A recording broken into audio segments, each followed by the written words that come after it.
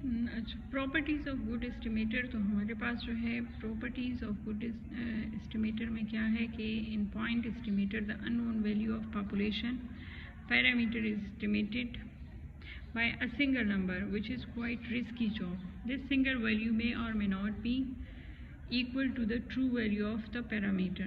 The closeness of the, तो इसमें क्या कह रहे हैं कि हम लोग जो है पॉइंट एस्टिमेट में एक सिंगल वैल्यू कैलकुलेट करते हैं, जो कि हमारे पास क्या है, जो हमें एक सिंगल नंबर देता है। तो ये हमारे पास क्वाइट रिस्की जॉब है, क्योंकि सिंगल वैल्यू जो है या तो वो पॉपुलेशन पैरामीटर के इक्वल होगी या नहीं होगी।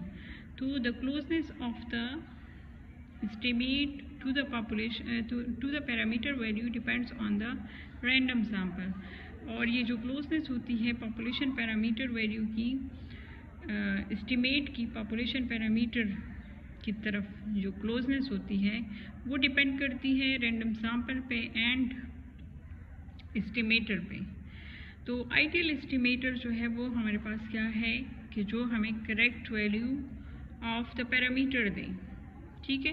But such estimator does not exist. लेकिन इस तरह के एस्टिमेटर जो है वो इस तरह से एग्जिस्ट नहीं करते। Hence to such a point estimate close to the parameter it is necessary that the choice of one appropriate estimator in a given circumstances should be made on the basis of certain properties।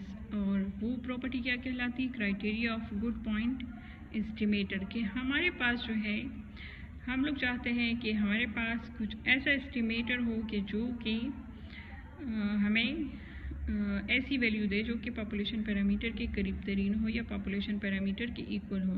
तो a good point estimator is one which is unwise. तो हमारे पास जो है good point of estimator जो है वो 4 हैं। एक हमारे पास है अनवाइज्ड, एक है कंसिस्टेंट, दूसरा हमारे पास क्या है, तीसरा हमारे पास है एफिशिएंट, और फोर्थ वन है हमारे पास sufficient. Only 2 properties unbiased and efficiency are discussed here in detail। तो unbiasedness क्या है? It is not possible for an estimator to obtain correct estimate from each and every sample. ये हमारे पास possible नहीं है कि हमारे पास एस्टिमेटर के लिए जो है करेक्ट एस्टिमेटर के लिए को फाइंड करने के लिए हमारे पास जो है ईच एंड एवरी सैम्पल हो। Even though if samples are drawn randomly, अगर हम लोग रैंडमली भी सैम्पल्स को ड्रॉ करें, however if this estimator is an on the average considering all the possible values of samples give an estimate equal to the population parameter, then the property of estimator is called unbiasedness। तो हमारे पास unbiasedness क्या है कि जब हमारे पास an estimator is said to be unbiased if the mean of its sample distribution is equal to the true value of the parameter, otherwise it is called the estimator is said to be biased। For example, if theta hat is a point estimator, अगर हमारे पास theta hat जो है एक point estimator है और parameter जो है वो हमारे पास थीटा होगा, क्योंकि एस्टिमेटर हमारे पास क्या है, थीटा हैट है, तो इसका पैरामीटर क्या होगा, थीटा हैट होगा। तो एक्सपेक्टेशन ऑफ थीटा हैट जो है वो हमारे पास थीटा के इक्वल आना चाहिए। तो इसको क्या कहा जाता है, अनबाइस्ड एस्टिमेटर कहा जाता है। तो थीटा हैट जो है वो हमारे पास क्या कहलाएगा, अनबाइस्ड एस्टिमेटर कहलाएगा। इफ और अगर हमारे पास E of theta hat is not equal to theta, तो इसका मतलब क्या है कि theta is a biased estimator of theta.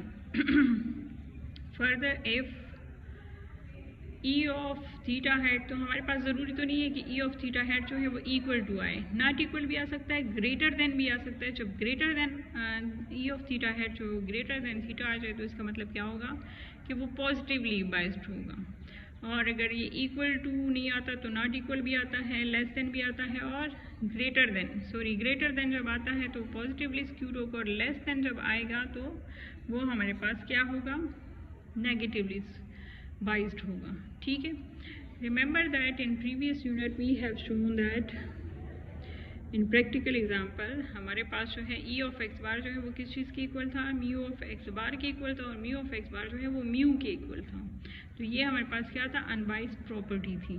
ठीक है। This implies that X bar is equal to summation X divided by N is an unbiased estimator of mu. ये paper में आता है कि अगर हमारे पास E of theta hat is equal to theta है तो ये क्या कहलाएगा, ये हमारे पास अनबाइज्ड एस्टिमेटर कहलाएगा। थीटा हैट क्या कहलाएगा, अनबाइज्ड एस्टिमेटर।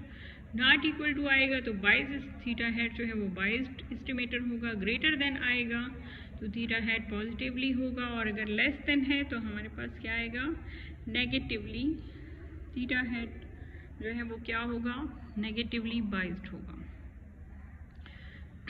तो ये भी हमारे पास है। दिस इम्प्लाइज दैट हमारे पास क्या है कि एक्स बार जो है वो हमारे पास किस चीज़ के इक्वल है, इज एन अनबाइज्ड। ये भी पेपर में आता है कि अगर हमारे पास जो है म्यू ऑफ एक्स बार या E of X bar is equal to mu आता है तो इसका मतलब क्या है कि X bar is a unbiased estimator of mu है। इसी तरह से ई ऑफ पी हैट जो है वो हमारे पास पी के इक्वल होता है, यानी कि इसका मतलब क्या है कि पी हैट का फार्मूला है X divided by N is unbiased estimator of P. The biased of an estimator theta hat is given by, biased का फार्मूला क्या है ये भी पेपर में आता है, B of theta hat is equal to E of theta hat minus theta. तो हमारे पास ये है